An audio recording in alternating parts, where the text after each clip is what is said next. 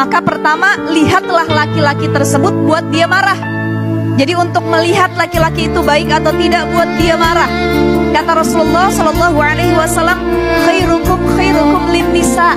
Sebaik-baik kamu adalah yang paling baik terhadap perempuannya. Bagaimana cara laki-laki itu marah? Kalau marahnya masih santun, marahnya tidak sampai memukul, marahnya tidak keluar dari jalur syariat, maka pilihlah dia sebagai suami. Maka pertama, lihatlah laki-laki tersebut buat dia marah. Jadi untuk melihat laki-laki itu baik atau tidak buat dia marah. Kata Rasulullah Shallallahu Alaihi Wasallam, khairukum linnisa. Sebaik-baik kamu adalah yang paling baik terhadap perempuannya. Bagaimana cara laki-laki itu marah? Kalau marahnya masih santun, marahnya tidak sampai memukul, marahnya tidak keluar dari jalur syariat, maka pilihlah dia sebagai suami. Maka pertama, lihatlah laki-laki tersebut buat dia marah.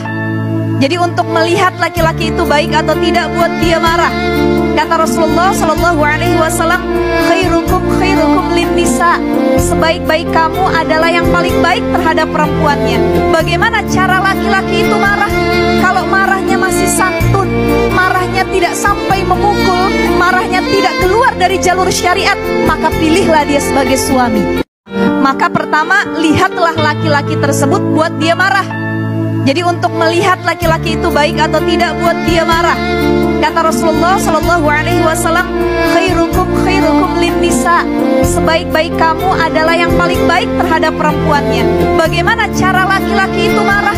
Kalau marahnya masih santun, marahnya tidak sampai memukul, marahnya tidak keluar dari jalur syariat, maka pilihlah dia sebagai suami.